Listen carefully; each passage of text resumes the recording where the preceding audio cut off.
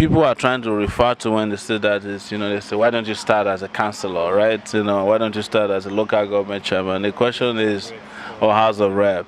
The question is, when you're looking for a country to change, do you go and start changing from where the change will have no impact, or you change it from where there is impact?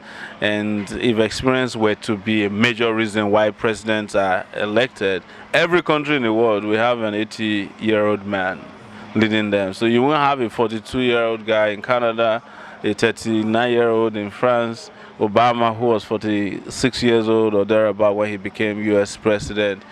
There's no reason for anybody to worry about where to start from. It's for you to think big so that your country can become really big.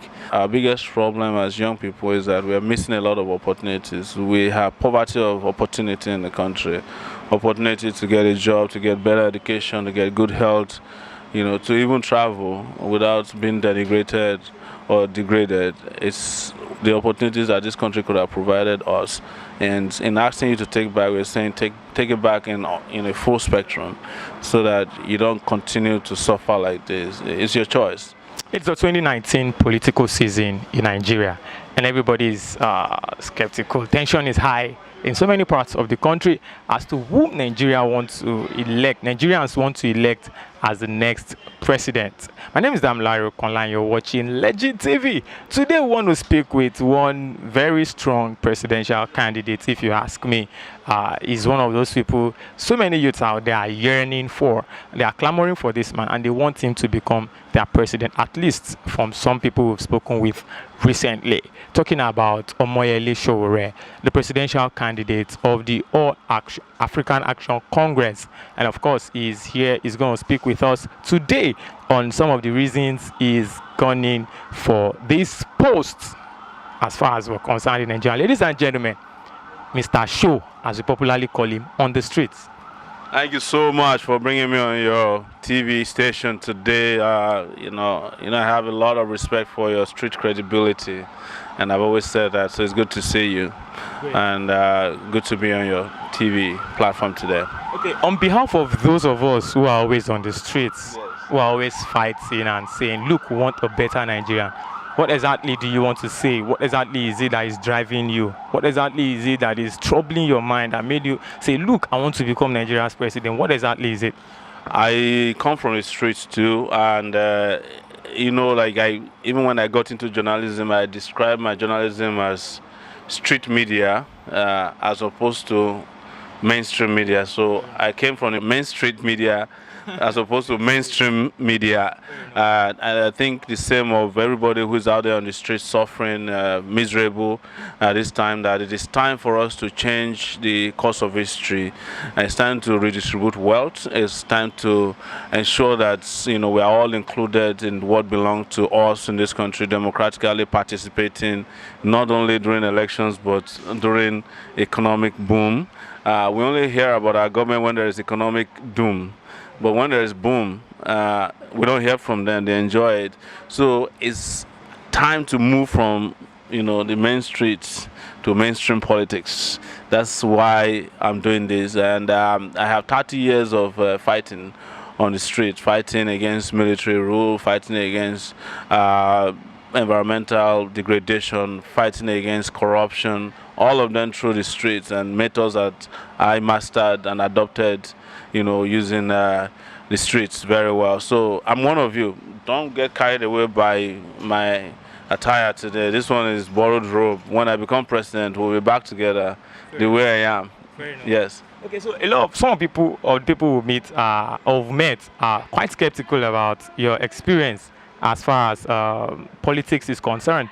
They are saying, you just mentioned 30 years now. Do you think 30 years experience on the streets or fighting corruption and all, do you think this number of years are enough for you to, or are enough criteria for you to go on for a presidential post? In fact, most people are surprised when they find out that I've been around for 30 years. Most people did not know that I was around during Abiola's time, and what a better time to be around fighting for a principled position against military rule. And what was I fighting for at that time? Democracy. When I fought against Totan, what was I fighting for? Democracy. When I fought against Yaradua, what was I fighting for? Better democracy. When I fought against corruption, what was I fighting for? Economic inclusiveness, and eradication of poverty by fighting, the cankerworm of corruption. So, if you can be a good fighter and you're always leading, you can definitely be a very, very good leader. And if you add that to other experiences I've had educationally, experiences of resilience, experiences I've had being exposed, experiences I've had seeing things work in other parts of the world. I've done another 19 years in the United States of America. I'm not saying that makes me better than other people. It just shows that I've seen the best of two worlds and probably the worst of two worlds. And as they say, experience is the best teacher. So the other people who you claim, or most people claim have experience, they don't have any experience. They only have the experience in stealing, in killings, in manipulation and deception. That is not the kind of experience that could uplift a nation. If it could, Nigeria would not be the way it is today, because we've had people that could be described as experienced men. And in fact, we've had now twice two former presidents before, and they messed up the country because the kind of experience they have is not the experience we need to progress. Okay, one would have thought that you probably take it from the grassroots as against starting from the very top. Why are you starting from the very top and not from the grassroots? I came from the grassroots. I've been uprooting the grasses of oppression for a long time. I've been there fighting with the people. What people are trying to refer to when they say that is, they say, why don't you start as a councillor, right? Why don't you start as a local government chairman? The question is, or House of Rep. The question is, when you're looking for a country to change, do you go and start changing from where the change will have no impact, or you change it from where there is impact? And if experience were to be a major reason why presidents are elected, every country in the world will have an 80-year-old man leading them. So you won't have a 42-year-old guy in Canada, a 39-year-old in France, Obama, who was 46 years old or thereabout when he became U.S. president. You won't have several presidents that are young, Croatia, everywhere in the world. They look for people with character, they look, for people with passion and zeal, and people who have courage to lead them. The leadership, of the presidential type is not the kind of thing you find in a CV. People choose their president based on their beliefs and convictions, and the convictions of the presidential material. And it's about competence, it's about character, it's about will, it's about passion, it's about courage. And that is why in South Africa, Mandela could become president of South Africa right from prison, because there's something about his character they needed to unite the country against apartheid at the time. That's why and Obama could become a president, even when they mostly described him as a community organizer. So, and there's no reason for anybody to worry about where to start from. It's for you to think big so that your country can become really big. And if there are people who are contented with just being councillors, our party has got slots for them. If you are contented with being a House of Rep member, you can join our party and limit your dreams to that place. You cannot say because your dreams are limited, you want to stop others. But most importantly, it's also important to look at how Nigeria's independence was obtained. It was obtained by people in their 20s. Nahoro, Awolowo, Nnamdi Azikiwe, who was probably the oldest among them. They were in their 20s when they fought for Nigeria's independence. They didn't start from local governments, So, because we have been battered over these years, people become defensive because they have become limited by how they are constantly defined by their oppressors. Okay. Yes. Now, talking about your slogan, it says AAC, take it back. Yes. And it looks like we are going to take it back whether they like it or not. But do you think the youths are really ready to take it back, seeing the spate of... It's not about whether they're ready or not. It has become a necessity that every young person sign up to a commitment to retrieve their country back and regain their dignity and restore the the opportunities that have been missed over these years. Because our biggest problem as young people is that we are missing a lot of opportunities. We have poverty of opportunity in the country, opportunity to get a job, to get better education, to get good health, to even travel without being denigrated or degraded. It's the opportunities that this country could have provided us. And in asking you to take back, we're saying take it back in a full spectrum, so that you don't continue to suffer like this. It's your choice. You can decide to stay where you are, comfortable. You want to suffer more, you can. But we don't think they have a right to continue to make you live in squalor. And that is why it's our job and duty to reach out to people so that they can understand. It's a lot of work, because when people are oppressed for so long, there's something they call Stockholm syndrome, where you fall in love with your oppressor, and you start to defend them, even though the oppression has not abated. You think that's what is happening to so many of our youth? It's possible. It's possible. It's a conditioning system. When they went after education, they knew that they needed an ignorant society that can accept every rubbish. That's why they killed education. When they killed health, the health sector, they knew that people would find health somewhere. And the religious organizations are providing hope instead of health. When they killed the economy, they knew that you become beggars, and when you are a beggar, you have no choice. When they killed agriculture, they knew that you become hungry, and when you are hungry, you have no direction. So it's a lot of it's a coalition of methods to strip us of our dignity, and that's what they have succeeded in doing. And where people are stripped to the barest as we have now, there's pretty much nothing left, and that's why some of the behaviors they are seeing in terms of how accepting and docile and complacent our people are is as a result of the mental conditioning that has taken place over these years. Okay, talking about coalition, we recently heard about some presidential candidates saying, okay, I'm dropping down, or I'm stepping aside, just so that maybe I'll hand over to others or join hands with others to try to wrestle power from the powers that have been for some time. Are you looking at coalition as well? Because a lot of people think you should come up, team up with some other young candidates, just so that the struggle will be fiercer than it is present. Well, the question is, how will the struggle get fiercer if the people you are coalescing with are not fierce fighters? Some of them are not they don't have our kind of temperament. And we welcome a coalition, but a coalition has already happened in our party. It's a coalition of the oppressed. It's a coalition of the abandoned, a coalition of the impoverished, a coalition of the sick, weak people in our society. They've already come together under our party. When we started as a movement, we were looking for a party that could accommodate a broad range of ideas we have. We couldn't find it, and we went up and applied to get our own party. So we control what we want in terms of the messaging that's going out there, our agenda, our manifesto.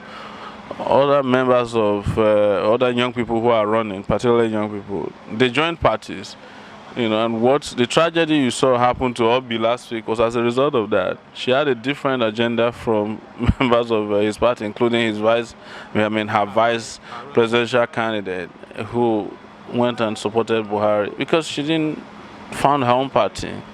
If she had known, maybe she should have went and registered BBOG, bring back our girls as a political. I'm just saying, I'm just speaking generically.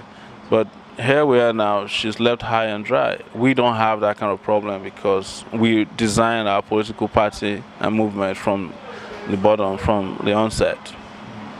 Okay, so you feel like anybody who shares your ideologies... They can join us. But there's no reason to be chasing after other people in search of coalition. The truth is that we are different on a number of issues, and we are characteristically different with some of these people. For example, we have a minimum wage requirement. Some of these young candidates don't believe that people deserve a living wage. We can't compromise on that. We can't compromise on a number of principles, including history and pedigree, or the ability of whomever we're working with not to jump ship if things become a little bit too tough. So that is why we want to remain uniquely the way we are and invite others to join us. Okay, I've heard on a couple of occasions where you've spoken against the government of the day and past governments. Exactly what issues do you have with these people? And you spoke about some of the things that you want to do for Nigerians. People say some of these things are unrealistic. Which one did they say are unrealistic? Especially the minimum wage. It's realistic. The only thing is that people don't understand that to pay workers a living wage is more important than paying legislators, a maximum wage. Legislators are taking home a huge amount of money. Imagine that the senator is receiving 14 million naira per month, and they are the ones opposed to paying workers a minimum wage of 100,000.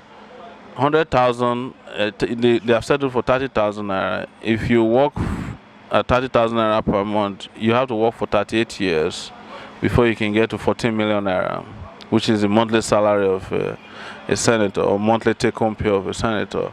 So there is no question about the fact that we can afford it. We just need to reorder our priorities and redistribute our wealth to go to everybody deserving of it. Nobody, and I've said, it challenged many people to tell me if there's anybody who can live on 18,000 naira or 30,000 naira a month. Nobody has been able to defend that criminal wage. As a matter of fact, today the Speaker of the House of Representatives, under whose purview a discussion and accent is needed to increase to 30,000, is saying that it's grossly inadequate. Reason is simple. If you are working for the federal government, at the minimum you eat 1,000 naira food per day, and hunger don't know weekends, they don't know holidays. So for 30 days, you have to already spend 31,000 naira or 30,000 naira, as the case may be. If you have to do transportation to and from work, let's assume you spend 5,000 naira at the minimum per month.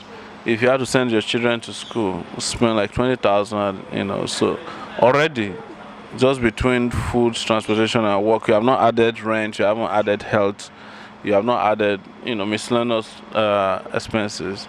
You have already reached 100,000.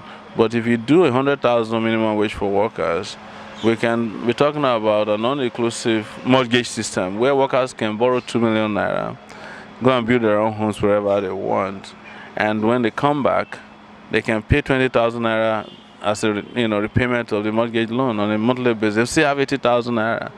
So, and when you pay workers living wage, you also prevent corruption, the kind of barefaced corruption that's happening because wages are just too small.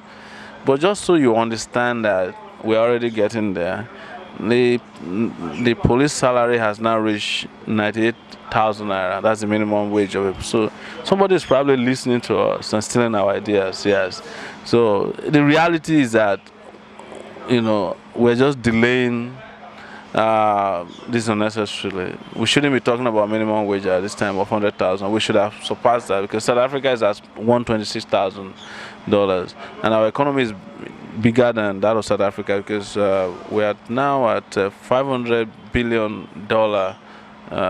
annual GDP. So what is the percentage of that goes to wage? Less than maybe 1.5%. Okay, so people also have this perception of you as being proud, that when you attend maybe public functions or where you are supposed to speak about maybe politicians, that you come at them as someone who's proud. What do you think about it? No, I'm not proud. I'm a very humble person. I just happen not to believe in our own traditional way of subservience, where you see your oppressor and you don't like him and you pretend as if you like him, or out of fear you start to pay respect to people who don't deserve it. That is what people misinterpret as what they call it, arrogance. It's not, it's just confidence. And every young person needs to develop that attitude of being able to confidently address their oppressors or call them to order, call them out, because if everybody does that, they will conduct themselves better. Other than that, I'm in love with everybody and I respect both old and young people, but I don't have respect for elders who are destroying the country or who have destroyed the country.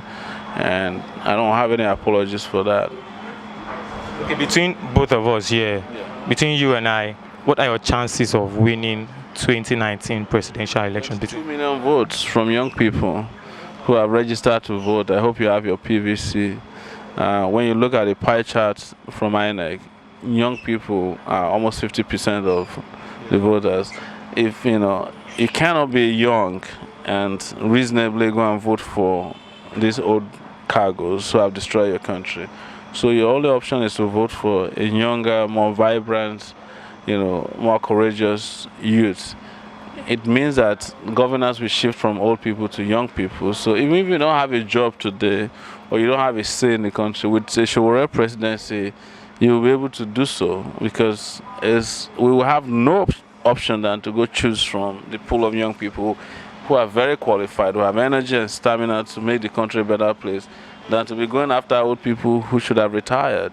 So it's a broad opportunity for, engagement, inclusiveness and empowerment for young people. There's nothing else that can give you more power than to vote for someone who understands you better, who is likely to provide you a job, an opportunity, a chance at life than, or would you rather go for someone who don't care about you, doesn't even know who you are, who don't relate with your struggles? That's why it is different. And there are 22 million of them. And if you add our mothers to those, our parents who are suffering, the chances are very, very bright. So it's safe to say that you have 22 million assured voters already. That's the way I want to look at it. That's the way I want to look at it.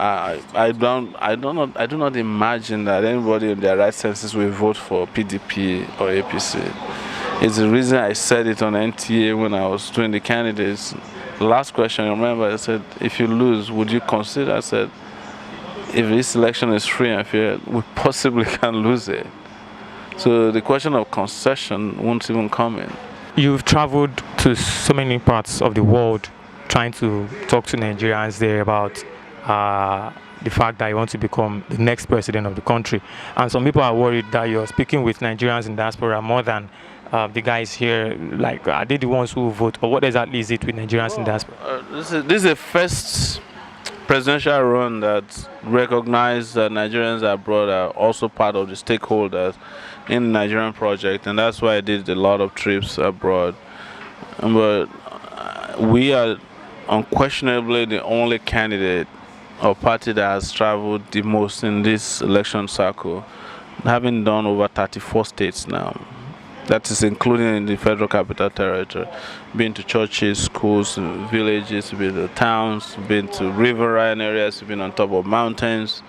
There's nothing to question about the coverage that we've had. Talking to Christians, Muslims, animists, we talk to everybody. We've been everywhere. We've been to places that you can't even imagine we possibly can go to. We just came back from Bauchi, Gombe. And you know how hard it is to travel on Nigerian roads. There are trips that lasted 7 to 8 hours, one shot. And we're here. It's plenty of energy. But people abroad are also part of the engine room of our economy. Over $50 billion sent home through money remittance. That is bigger than the earnings in oil every year. So we can't ignore them. They have relatives there. They have a stake in the Nigerian project. And we respect that. And everybody tries to do it, but they can't do it as good as we do it because they don't have the network and the acceptance. Okay, about sponsorship now, some of the opinion that you have some godfathers somewhere. I don't have any godfathers. We're raising money publicly and transparently. We using even innovative ways of raising money. GoFundMe, we've raised almost $140,000 on GoFundMe. We have a local account that's raised over 59 million naira. And whereas this is not enough, but it's adequate to do what we want to do. What if you lose this election? We can't lose because nobody should reasonably or can reasonably vote for this failed political establishment and you can see that they are falling apart. They can't campaign, and they don't go out to do interviews like this because they have nothing to talk about. There's no substance to what they want to do. There's no substance to what they did before, and they have no history that can back up anything that they claim they want to do now. So it's just appealing to young people to take the bull by the horn. Make this time a memorable time in our life, and let it be a revolutionary endeavor. Do something that's never been done before.